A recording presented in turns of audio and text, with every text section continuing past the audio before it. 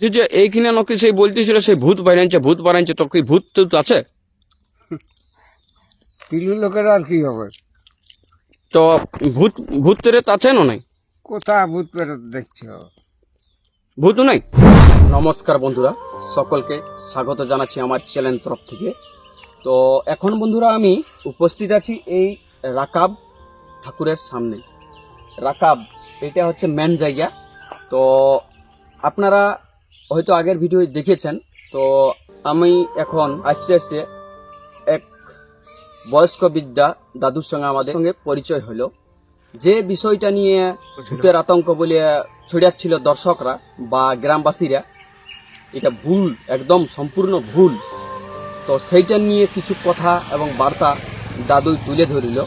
তো ভিডিওটা একদম সত্য এবং জেনুয়ান ভাবে দাদুই বলল।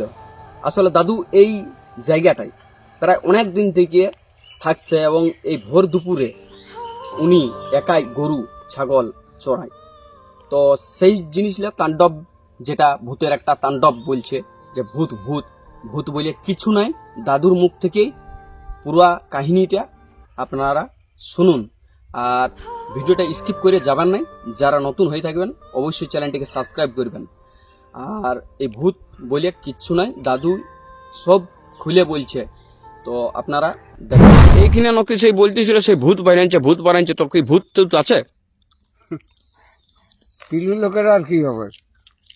তো ভূত ভূত প্রেত আছে না নাই? কোথায় ভূত প্রেত দেখছো?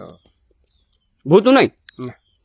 আর এই যে রাকাব জঙ্গলটা, এই যে এখানে আমাদের ঠাকুর আছে রাকাব ঠাকুর, এই রাকাব ঠাকুরটা কতদিন থেকে মানে আছে? ব্রিটিশ আমল মানে তোমরা জানো? এই ভাই জানা কিছু নাই, তবে মানে এইখানে পূজা করার জন্য বাপে 14 পুরুষে 12 বিঘা জায়গা দিয়েছিল ইয়াকে পূজা করার জন্য। হুম। লাইল একটা জায়গা ঘোষণা আছে, এইটা জানি। মানে যে কোনো কাজ করলে সফল হয়। হয়, তুমি যদি দিক ভুল হয়ে যাইব না, দিক ভুল হয়ে যায়, হেমা টাকা পড়ি আমি ঠিকান করতে লাগছি, আপনি চলে আসবেন। আর এই জঙ্গলটা তো অনেক বড় জঙ্গল, অনেকগুলো 22 কাহানো শিখর বইম পঞ্চকোটের রাজা। তো এই জঙ্গলটার কিছু রহস্য জানো? ভাই জানলি তো অত সব সময় হবে কি নাই, ও। কারণ রাজসভা ছিল কেশরগড়ে, হুম। আমার বাবাকে ধরে নিয়ে গেছিল রাজাই, হ্যাঁ। যেইটা আমার ছেলের সঙ্গে বন্ধ করব। আমি একটা বাক হইলে ছেলিয়া বুঝি, দেখো মায়ের দুধ খাই তো, তাহলে সকালে আনি দেবো। ঘর নিয়ে গেল, তার দিন গেল, গাঁয়ের মা তো যাতায়াত হবে কি, বলছি কই বন্ধু ছেলেটা কই, বলছে বাঘে খাই দিলে। হ্যাঁ বাঘে খাই দিলে না, কোথায়? হিরাপাল বাঘে। ও, তো এই দাদু এই জঙ্গলটায় তুমি রাত ঘুমাইছো? হ্যাঁ, কোনো চিন্তা নেই, নমিত চাই বলছো?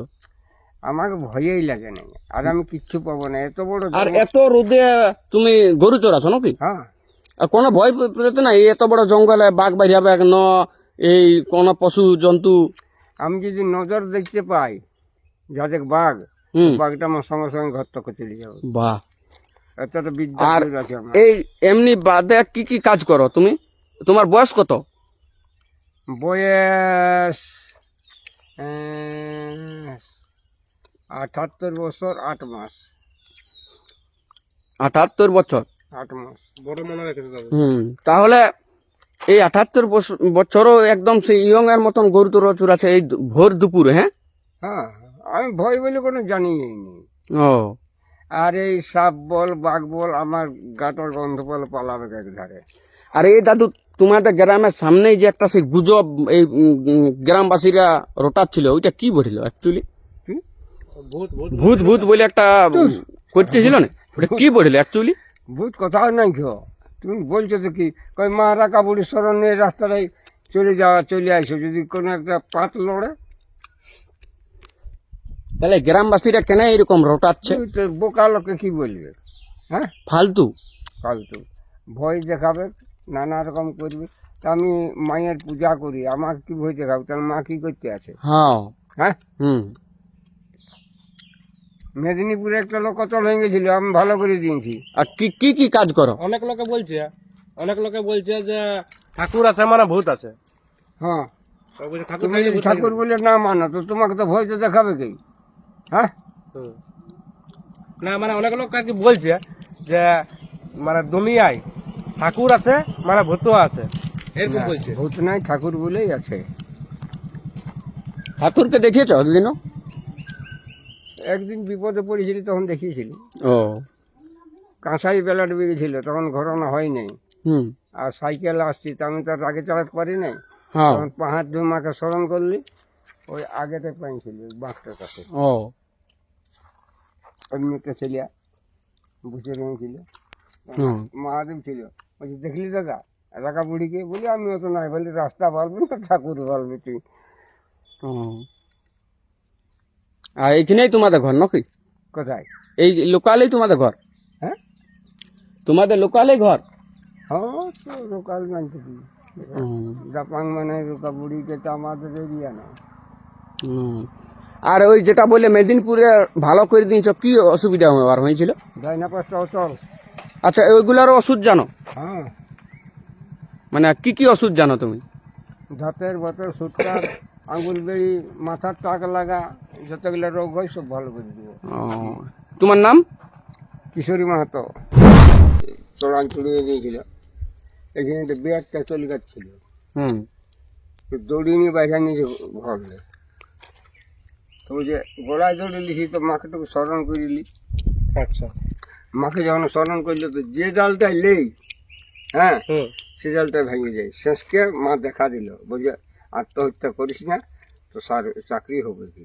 ও মানে রাকাব ঠাকুরে বন্ধ করলো, হ্যাঁ। গলা জড়িলিও না। হ্যাঁ, আচ্ছা আচ্ছা। তার কি মাহিতি করবে? বাঘাটে গেছিল এক লোককে, বুঝলে, হুম। যে মা রাখা বুড়ি বিপদে রক্ষা কর মাগো, এমন একটা বিড়ো লেলো, হুম। বাঘ নাই পাইল নাই, এক ধারে চলে গেল। এই জঙ্গলটা অনেক বড়, হ্যাঁ? বহুত বড়, 22 কাহানো শিখর বলুন তো, কাহান কত বলো সেইটা তো জানি না। হ্যাঁ, ওইটাই তো ব্যাপার।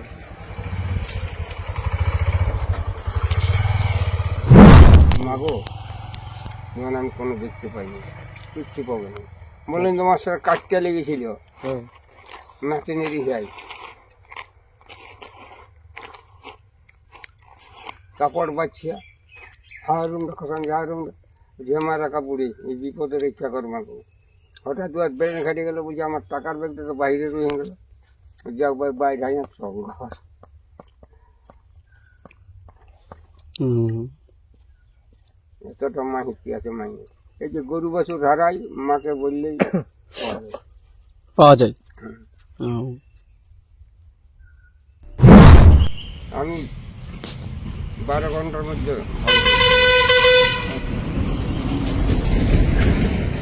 এমন একটা কথাতে লাগান দিলেই টানলে কিচ্ছু হবে না। আর ডাক্তার অপারেশন করে আঙুলটা মাকান দিচ্ছে, আর আমার কিছুই হবে না। আমার ডাক্তার উপর করলে আঙুল বাঁকে যায়। হুম।